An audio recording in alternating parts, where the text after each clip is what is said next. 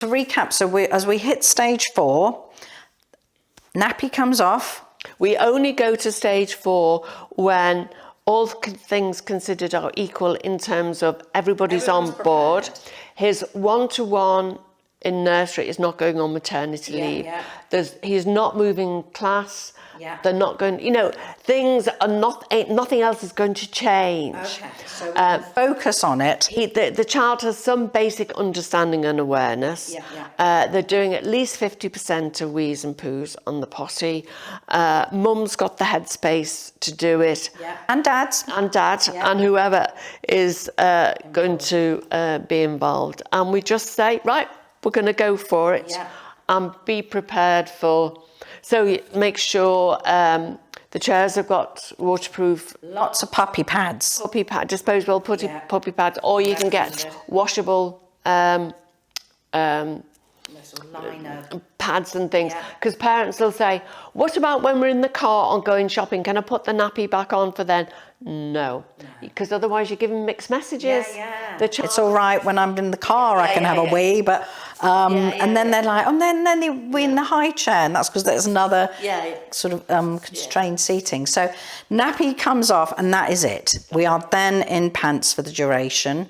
And I think it's really important that parents have this expectation that for a few days, the children, there's going to be a lot of accidents as we go through that sort of stop-start weeing. And that's a really good learning. That's what the child, as you say, they're learning. Learn bladder control. And I think for the initial toilet training, obviously we're still carrying on with the toilet timing. But what we found with toilet timing is that it actually helps speed up the bladder maturity and the bladder's capacity, because the regular toileting, and also obviously we suggest regular drinks, because if you time the drinks and times the toileting, it just makes life easier. And that time toileting and time drinking is actually how we manage and treat children, all children, including typically developing children, with daytime bladder problems. So we know that regular toileting and regular drinking help stabilise the bladder, help increase maturity. So the very act of toilet training, because at the beginning, mums are saying he can only go just up to an hour, but that, within a few weeks, that's starting to increase, and before you know it, you've got a child who's dry for 2 hours. So I think that's important, that even though they're doing toilet timing, they're regularly reviewing the timings and increasing the time interval. Because at the very beginning, it's very adult-led. It's toilet, and you don't, as we said before, you don't say, do you want to go to the toilet? Do you need a wee? Do you want... No, because the child will say no. So you just say, come on, it's toilet time, potty time.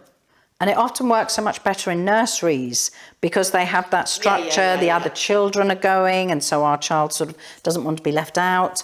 And something we see a lot is that a lot of parents sort of feedback that mornings are really successful, and then it all goes to pot, excuse the pun, in the afternoon.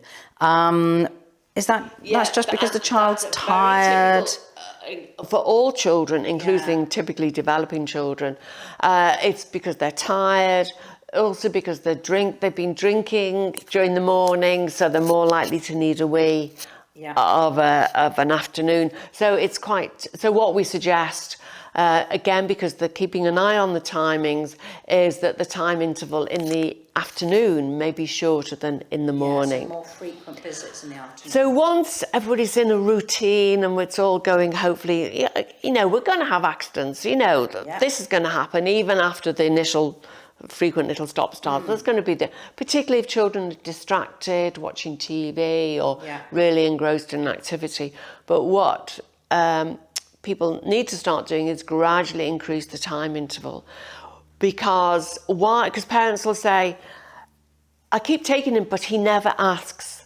Well, or he never indicates, well, while you're constantly taking him, there's no need for him. And also, you might be taking him just before the cusp of that really strong bladder signal, so he's not feeling the need to go. And that's why you need to be brave and start to gradually increase and leave them as long as they dare. And perhaps look for signs. Is he starting to fidget?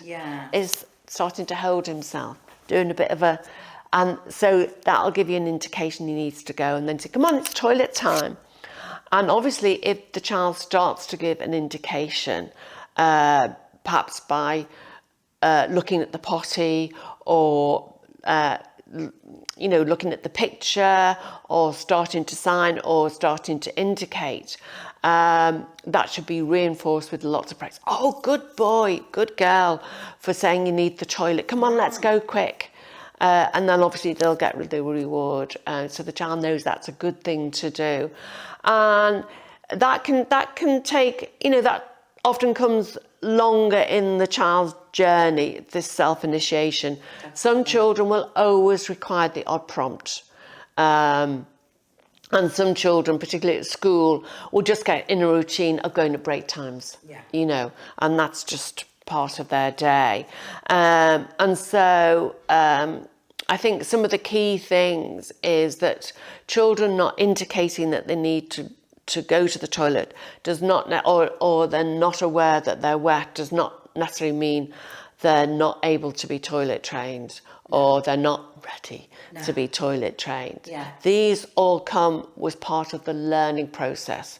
If children don't have the opportunity to learn, well, how? So I think it's, really important for us, both as parents and healthcare professionals, that we give the children the opportunity to learn and the opportunity to develop the right skills. And to have the expectation, we must expect. If you think about it, the majority of these children have the same typically developing bladder and bowels as typically developing children. What they're physiologically, and we know from all our Facebook groups, our under 5 toileting Facebook groups, that the majority of children have the ability to be toilet trained age appropriately. And as you know, for our Pants4School project, we aim to get the children in pants before starting school. And I think that's really important, because it raises expectations, as you say, because teachers then think, well, gosh, he's got Down syndrome and he's only 3.5, or he's only 4, and he's toilet trained. If he can do that, what else can he do? And I remember a mum posting on Facebook sometime last year with her little 3-year-old going round preschools, and the head teacher saying, do you think she'd be ready? Do you think she'd be toilet trained by the time she starts school? And the mum turned around and said, she already is. And she said the look on the teacher's face was priceless. Amazing. So I think that's really, really it can be achieved. I mean, obviously, if families, aren't at that stage yet, it's never too late. Absolutely never too late, no matter how. Very much, no matter how. And actually, our toilet skill development program and our the way they approach toilet training is based on as much research evidence as we could find, because when we looked, there's actually no research evidence about this readiness. There is no documented readiness list. That's right. So when people say the children aren't ready, I'm not sure exactly what readiness, what that's based on. And as a result of all the work that we've been doing, when you think about it, we've been working, we're really fortunate because we've got this fabulous closed community of these wonderful parents who have that trust in you when you say he will get dry. Your child, the children do get dry. And I think parents are surprised. Wow, June, you said he would do it, and I didn't think you were right, but he did. They're always amazed. So we've got this wonderful cohort of experience in developing the programme, so much so that, and what was happening as well is that parents were saying, my friend has got a child who's still in typically developing nappies. Can you help her? And we were and she wants to know how I've got my 2.5-year-old child with Down syndrome toilet trained when her 3-year-old won't even sit on the toilet. And we thought, well, actually, the skills that we've developed and the developmental skills are only what our getting early potties, only what our grandparents did. And actually, I think the reason why typically developing children are on the whole, not toilet trained till about 3, is because parents don't start till they're then, and that's when we have lots of problems with daytime wet. And there's evidence to say that delaying toilet training can affect children's bladder development, and that's why we have so many children with daytime bladder problems, and also problems with constipation as well. So we've used all the work that we've done, plus we've looked at as much evidence we have, and also we've then looked at working with our paediatric continence advisors, bladder and bowel nurse specialists around the country, brought together our expertise, and we've actually pulled together a best practice guidance document for toilet training all children. There is no other research-based consensus guideline anywhere, and that's why we found a lot of parents were struggling, because they were getting told different things by different healthcare professionals, and there was no consensus. And so if your health visitor tells you one thing, but the GP or the doctor says something else, so you don't know who to believe. And so we've brought together this document, which is based on the work that we've been doing over the last 3 years with all these wonderful parents, I'd say. Plus we've done literature searches, we've done as much evidence, and actually all the evidence we found actually backs up our programme in terms of routine and consistency, using motivational rewards. We looked at regression, why some children regress, and what to do about it. And so this document is full. All the evidence is there. And that's available on our website, Down Syndrome UK. We developed it with Bladder and Bowel. We also collaborated with Bladder and Bowel UK. It's on their website. So that's something that's sort of primarily aimed at healthcare professionals.